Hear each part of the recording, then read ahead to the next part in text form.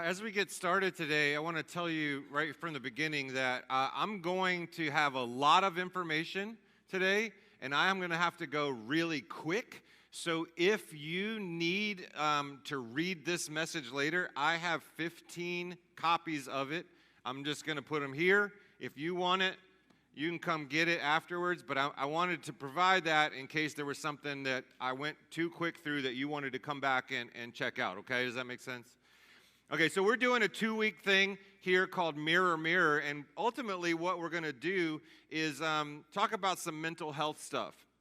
Now, last week when I started speaking up here on Sunday morning, I got a little emotional with something that I shared, and I shared this thought that people are hurting. People are hurting everywhere. Everywhere we look, people are hurting. They are in pain or struggling with something. Everywhere that is happening. So today, that may be you, or it may be someone you love and care about who is really hurting. So for the next 2 weeks, I'm going to talk about 2 of the biggest mental health struggles that affect human beings. Mental health and the church, if we're going to be honest, have not always gotten along over the last 2,000 years. In fact, even those in the Bible who struggled with mental health issues were somewhat looked down on by their fellow humans. If you know the story of Job, when he was struggling with depression and loss, his friends blamed him for being in that state. And they said, well, you must have some secret sin, and God's punishing you for that. They just didn't understand what he was going through or the mental health crisis that he was having after all of that loss. Now, I mean, ultimately, they said some dumb stuff, but they were there. They were trying. They were doing everything that they could to have those conversations with him. But even other stories in the Bible, they depict a person struggling with mental health concerns who have been cast out of their city, cast out of their families, lost their friends, and had to deal with all of that. They struggled with something, and they were removed. They struggled with something, and no one sat with them and encouraged them or loved them through their struggle. But then enters Jesus, who does things just a little different than we do. He changed everything for people who don't, even for people who don't always recognize the changes that he's made. He healed people physically. He removed people's fear. He set people into families. He gave them joy and hope. And so the struggles of mental health, I think, and you may agree or disagree with this, but I think the struggles of mental health have largely been avoided in Christianity, even though Jesus spoke quite a bit about things like worry, fear, and anxiety. Mental health struggles, in my opinion, have been avoided because much of the research comes from non-biblical or non-Christian sources. However, just because that's where it comes from, it doesn't mean that Jesus didn't address mental health, the disciples didn't address mental health, or that those secular sources are altogether false or untrustworthy. Now, today I'm going to talk about anxiety, the mental health battle struggle of anxiety. And next week we're going to talk about depression.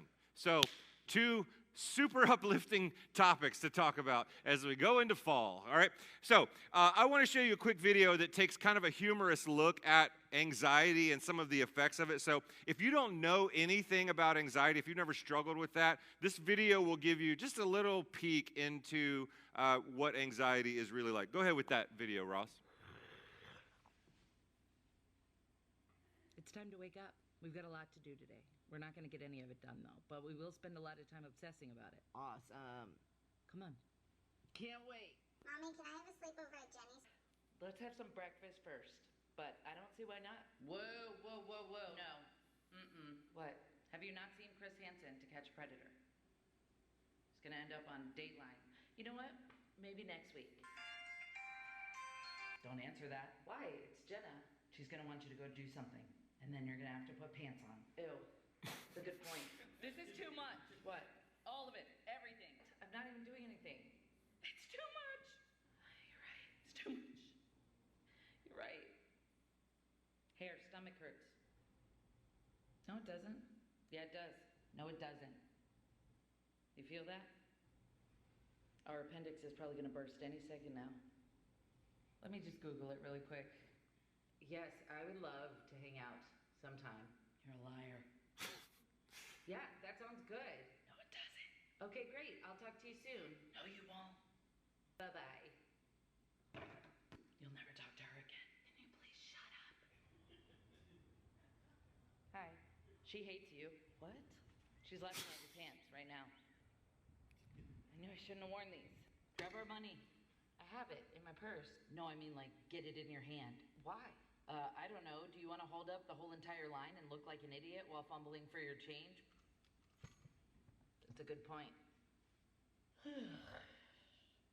Hey, please, I'm tired. I really want to sleep. I thought you were going to go on a diet today. Why'd you eat all those tacos? Don't.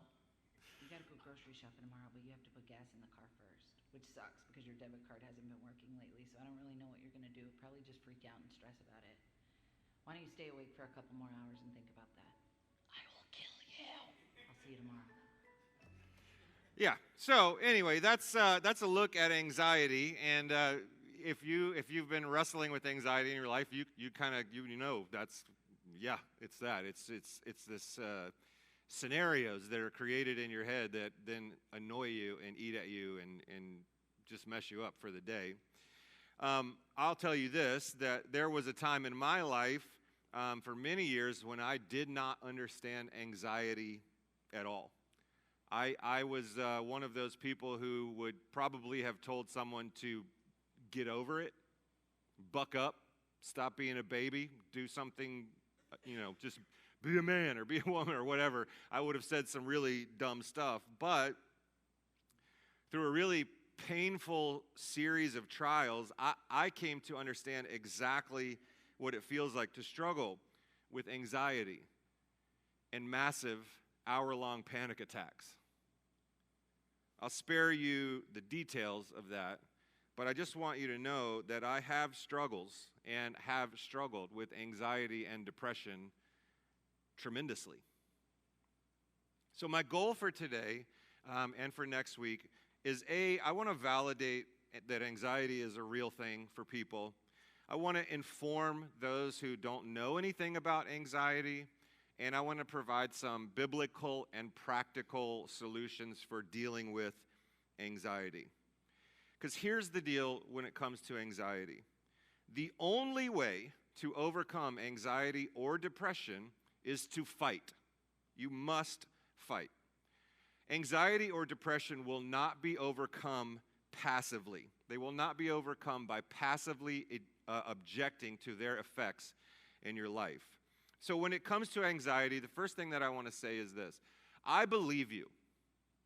If you tell me that you're struggling with anxiety, I believe you. And I will never do anything to diminish your fight, but I will always try to help you. The second thing I want to say in validation of this is that anxiety is normal.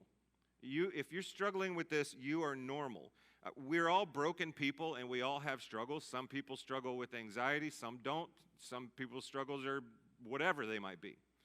But I would say that you're normal. And having problems as a human being in a broken world, that's normal. And thirdly, I would tell you this about anxiety. It does not disqualify you from the love of God, nor does depression. Neither one of them disqualify you from the love of God and His desire to do work in your life. Now, I want to tell you some other things that I've learned about anxiety. By the way, I am not, I'm going to get to the Bible, is what I'm trying to say. I'm going to get there in a minute, all right? But I feel like these things work together. I have always felt that science and the Bible work together. I have this view that, how would I put this? There's always these new scientific discoveries that the Bible talked about 2,000 years ago. It's like, oh, okay, you just found out about that it's good for your, anyway, that's me. So I like to try and weave these things together, see what science says, see what Jesus says, and figure out, the best biblical approach to that. So I'm telling you some sciencey things at this point about anxiety. Anxiety is the body's natural response to the perception of danger. Now, that danger can be anything, like that lady was doing on the video. Like, she hates you. She hates your pants. You're going to hold up the line, all of that stuff. It can be that, or it can be a bear attack. It can be from one extreme to the next, but it's the natural response of your perception to something that's going to go wrong. It seems to come from nowhere, and it always presents a danger that feels brand new to the person struggling with it. Anxiety also overestimates the possibility of bad things. It severely overestimates those things. Anxiety is irrational, and it is born from things or situations that are not necessarily real. And although irrational, it does not change the intensity that someone feels when that is happening in them. Anxiety forces someone to make up a story that they then perceive as fact. I'll give you some examples of that later. Anxiety is persistent, it is recurring and non-recurring. It's a new and old mental attack with physical manifestations. Does that sound ridiculous to you? To me, it does. It's recurring and non-recurring. It's new and old. It's all of these things. But that is what anxiety does to you. Even this definition of it, or this description of it, is anxiety producing. Situational anxiety and recurring anxiety are very different, okay? Situational anxiety would be like if you have to take a test, or if you're me, you have to put a suit on. Like, I don't want to wear a suit ever in my life, my wife says, you picked the wrong career to not be liking suits, and I don't know, I don't know what to say about that at this point. I mean, I'm in it for a little while now. But I don't know what it is about me. I don't like putting a suit on. And when I have to put a suit on, I'm grumpy. I don't know. Listen, I told y'all I'm a broke dude, okay? So that's situational, and you might know that. But then recurring is consistently over-imagining negative results or possible negative results. It's impossible to power through a recurring thing. Now, I can power through a situational thing and just put the suit on and shut up and go do the thing and then take it off in the car on the way home. You know, that's what I can do in that situation. But a recurring form of anxiety, it is impossible to just power through and get through. Now, I want to give you 10 of the most common physical symptoms of anxiety, and I believe they're going to be on the screen, right? Okay, so the first one is headaches. This isn't like law or anything. This is just the most common ones, okay? Headaches, dizziness, jelly legs. You guys know what that is, right? You ever had I don't know, you do like a leg workout in the gym, and then you can't hardly walk to the car, except now it's coming from your brain and making your legs do that. Heart palpitations is one of them. Sweating. Yeah. Tension and muscle aches. Shortness of breath or over-breathing. Digestive issues, which may result in chronic IBS. Tachycardia, which is when your heart is beating over 100 beats per minute in adults. And fatigue and exhaustion. So this is not a great list of things that you want going on in your life, right? But if someone is struggling with anxiety, they may experience some or all of these or more at any given time when they're wrestling with anxiety. So the question is then, where does anxiety come from? What causes it? Where does it come from? And I'll say that at least part of anxiety comes from trying to control things that are out of your control. Trying to control something that is out of your control. And this lack of control forces someone into a million what-if questions. You guys know what if? Well, what if this happens? What if that happens? And I would say that when we ask ourselves that a billion times, that what if is worry. What if is worry. And Jesus talked about that. In Matthew 6, he said, don't worry about your life, your clothes, your food, or your drink. Don't worry about these things or tomorrow, because each day has enough trouble of its own. Anxiety has its roots in fear and worry, and Jesus told us to avoid both. Why? Because it is terrible for us. Think back to that list of the 10 most common symptoms. Nobody's signing up for that on purpose. These things are terrible for us, and Jesus knew that. And also, I think maybe, and I don't want to be too bold here or step out of my lane, but I kind of feel like being anxious and not doing something about it it's a little bit like telling Jesus, I don't believe you.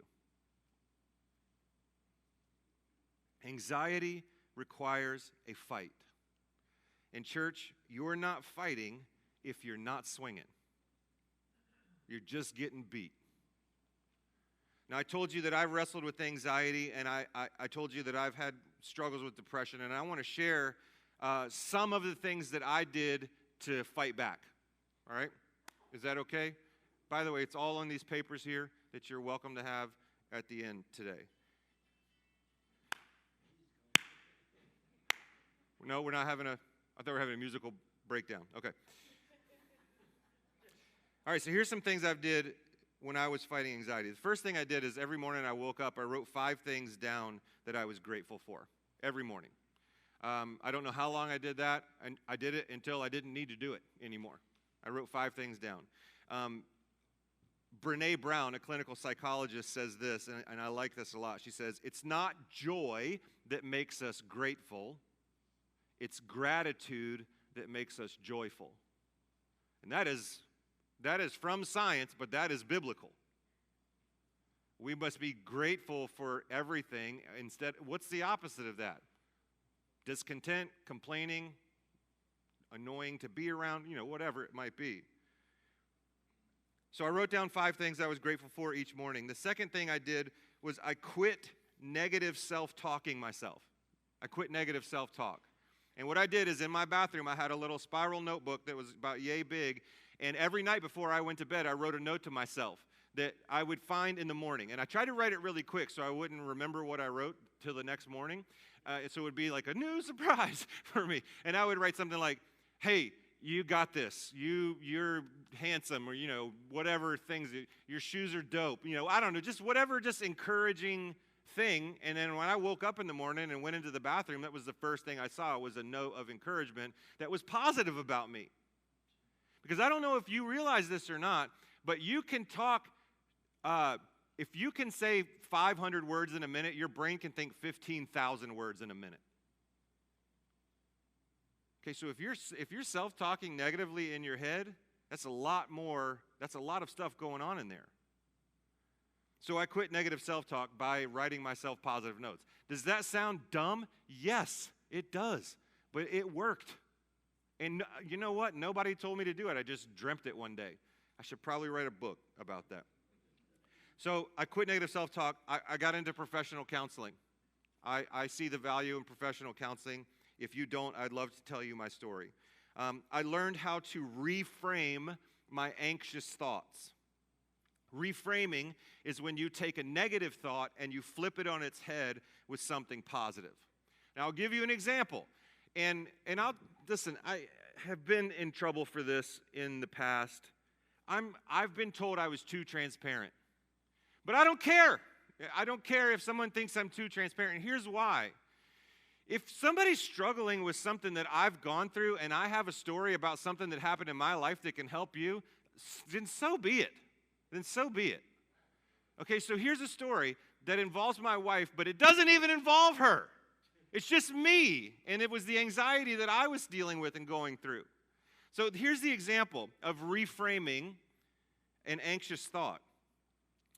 I would think, Shannon must hate me because she needs to be alone for periods of time during the day.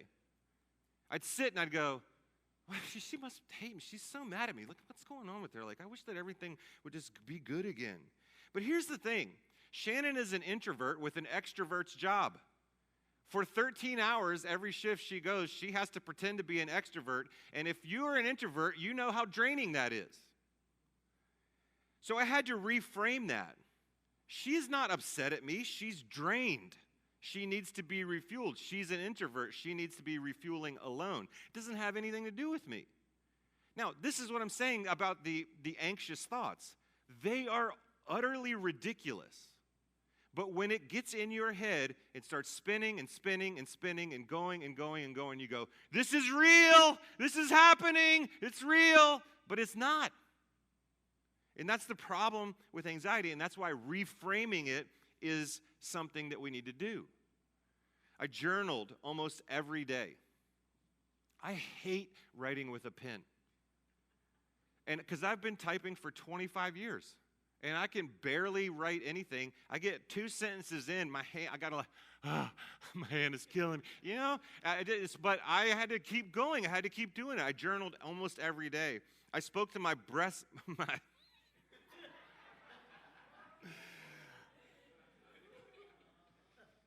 I spoke to my best friend almost every day. Sorry.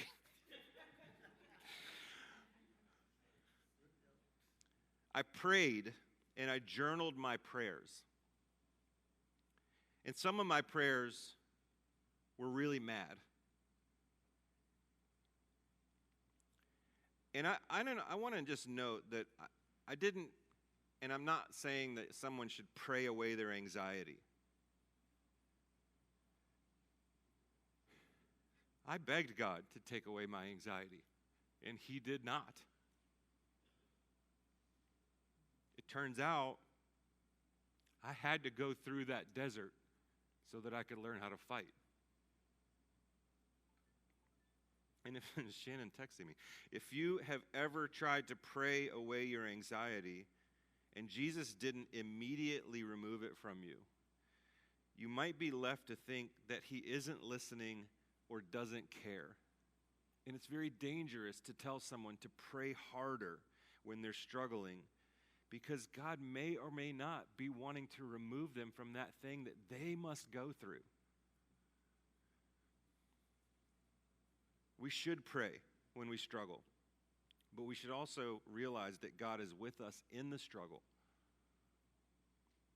He's not abandoned us when we struggle. He's not forsaken us when we're in the fight. I also took and take meds as needed. I spent hours on YouTube learning about attachment styles and mindfulness and acceptance. I played worship songs alone in my office and on my back porch at home. I stepped out of my head by serving other people. I was introduced to pickleball and the physical activity that comes along with that. I made intentional time with friends and hanging out. And I really worked hard to change my what-ifs from something tragic to something positive. Well, what if it all works out? What if everything blows up? Well, what if it doesn't? And I had to work on that. There's more things that I can't remember, but I knew that I had to fight. And so I don't want us to be fooled. Anxiety is real, and overcoming it requires that you fight. You must fight. Now, just like, are you guys okay? It's super quiet and tense in here, it feels. You guys are expecting some joyful, okay, sorry. But just like every struggle that humans have ever had, the Bible speaks to that struggle. And so we're going to get into that right now. The Bible, I believe, speaks to every problem that humans have ever faced, including anxiety and depression. So I want to look at a few passages that I'm going to go through kind of quickly, and you can go back to them when you're ready to do that. The first one is 1 Peter 5, 6 through 8. It says in this passage, "Humble yourselves, therefore, under God's mighty hand, that He may lift you up in due time. Cast all your anxieties on Him, because He cares for you. Be alert and of sober mind. Your enemy, the devil, prowls around like a roaring lion looking for someone to devour." And Ross, would you go back to the first verse for me? You may have heard verse 7 before. Cast all your anxieties on Him because He cares for you. This is beautiful. This is a beautiful sentence. This is a beautiful promise that we have in the Bible. However, I think that this verse has been weaponized against people who are struggling with anxiety, and it gets thrown out with very little regard for what it is surrounded by. In this passage, it is surrounded by some crazy heavy things that must go along with just casting it away. Because if you know anxiety, or if you know mental health struggle, casting it away is exactly like fishing with a lure. Whew. It's gone. Let me bring it back in here real quick. It's gone. You know what? I better look at it one more time. So there's other things that go along with this. If you want to overcome anxiety, you need the other parts of these passages. First, you need humility. We need humility. Okay? We will need humility enough to admit that we're struggling. This is often hard to do, to admit that we're struggling. You'll need enough humility to ask for help. That is often hard to do. Because I believe without humility, and I think that's why it's in the passage, we will never reach a point where we seek help from Jesus or anyone. Another thing we need is alertness. We need to be alert for danger. Not worried about danger, alert to its possibility. If you've ever walked on a wooded trail that's covered in leaves, you know you have to be alert to the roots on the ground. You're not scared of the roots. You know they're there. You just have to make sure you don't roll your ankle on one of them, so you have to be alert to the possibility of that stuff. So we need to stay alert. And then we need sober thinking, he talks about in the passage. To me, this goes back to the idea of reframing. You know, if you have an anxious thought, if it's spinning in your head, that is not sober thinking. That's drunken thought. But reframing it into what the truth is, that is sober thinking. That is reframing. And I love that this is how science and the Bible work together. When you're reframing or when you're trying to get to a place of sober thinking, ask yourself this question and the next. What is really going on? What is not going on? Because if you're struggling with an anxious thought, something's going on in your head that isn't exactly true. And so you ask yourself, what is really going on here? For me, it was Shannon is exhausted. She needs a nap. I had to reframe into a sober thought.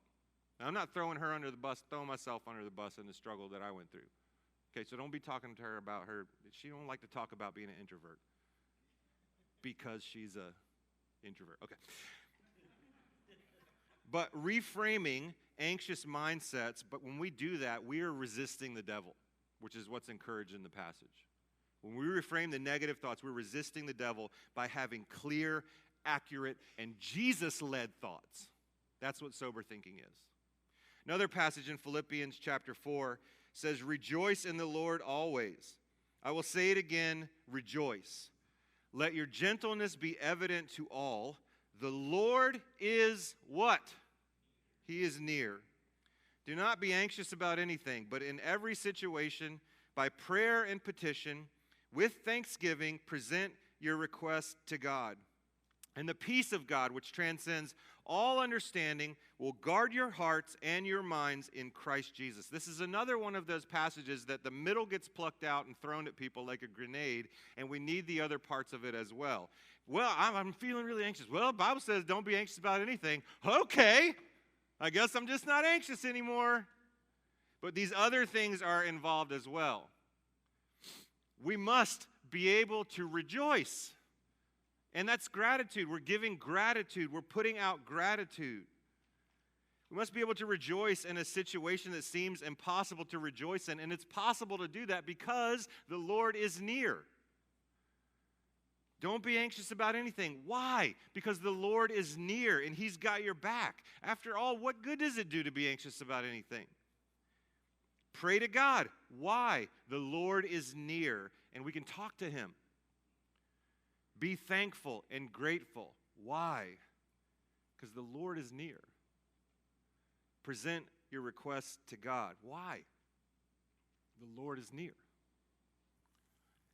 Rejoicing and reframing anxious thoughts into honest thoughts is what we should be doing. Because rejoicing is how we kill anxiety. Rejoicing is the uppercut, and gratitude is the knockout punch. God, I'm going to give you thanks for whatever situation I find myself in. If you can start doing that with an anxious thought, things start to shift, man. They start to shift. And it's not like a speedboat turn. It's like a cruise ship turn. It's like, ooh, it's going to take a minute to get. But this is where it starts. It begins with rejoicing. Rejoicing turns to gratitude. Negative, anxious thoughts, they slowly dissipate like a tide. Now, you may be a person who does not struggle with anxiety. And if you don't, I would encourage you to rejoice in that fact. But if you want to support someone fighting anxiety, the best things that you can do are listen to them, believe them, be present with them, remind them gently of positive things, be encouraging, or just sit quietly with them and watch TV. Or pick them up and take them for a drive over the JRB. I don't know about you, but every now and then I just got to go across a JRB. There's nothing over there that I want, except I just want to be near the water for a minute and just look at it and just decompress. If you want to support someone fighting anxiety, 2 warnings for you, please, things I'd like to share with you. Please don't minimize what they're going through. Please don't minimize what they're going through. One of the things that I've heard people say is something along this line. Oh, it's nothing. Everybody struggles. And while it may be true that everybody struggles, it negates that person and what they're currently going through. And so we need to be very careful about that. Back when I played golf, if I was getting mad about a string of holes that I was playing really poorly, some terrible golfer in the group would always say, well, at least you're not playing as bad as me. Yeah, because you're terrible, dude. Like, I would break all my clubs if I was playing like you. Like, that's not a helpful statement in that moment, you know what I mean? We don't want to minimize, and we don't want to oversimplify. We don't want to oversimplify a solution that can lead to false hope. We don't want to say, here's all you got to do, all right? You just go over here and this is what you got to do, and everything will be fine. We just don't want to oversimplify this kind of issue. Anxiety is a bigger problem than a simple solution, and it requires a bigger solution than a simple Band-Aid. It will likely take sacrifice from you to help someone who is fighting with anxiety. But that's what love does, right? Love makes sacrifices. So no matter what, wherever you are today, if you're struggling with anxiety or you know someone who is, you must fight. And we fight with the truth of Jesus. We fight with joy, prayer, humility, medication, friends, counselors, and so much more. Listen, for the person who is struggling with anxiety in this room right now or hearing this later online, I want you to know, you are not alone. You are not alone. You are not the only person who has struggled in this particular way. You are not the only person who is struggling now. Even Jesus, the night before he was to go get beaten half to death and nailed to a cross, was anxious. He sweat drops of blood. If that's not anxiety, I don't know what it is. It ain't joy. But what did Jesus do? He prayed. He prayed. He talked to his Father. And he reframed what was going on because he looked at what was on the other side of the cross.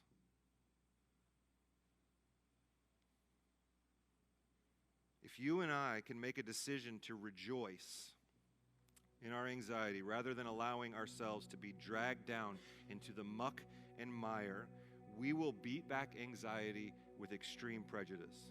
Now, it may not go away, and you may always struggle with anxiety, but the Lord is near, and the Lord is with you in your fight against anxiety. The Bible is very clear that God is near to the brokenhearted.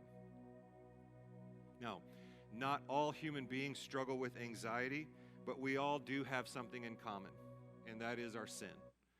Every single one of us has sin in our life, and I will say, and I believe this from the bottom of my heart, the only reason that anyone ever struggles with anxiety or depression is because sin is in this world.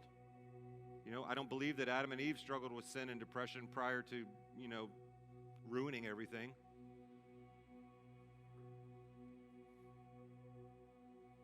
But we do have something that's in common, all of us, and that's our sin. And just like solutions for anxiety and depression that Jesus gave us, God gave us a solution for our sin. He gave us Jesus.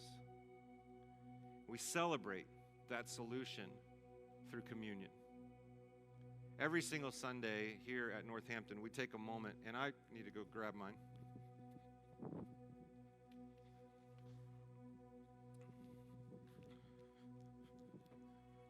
We take a moment here to remember the solution that Jesus provided when he came to the cross and gave his life so that we could be set free from our sin.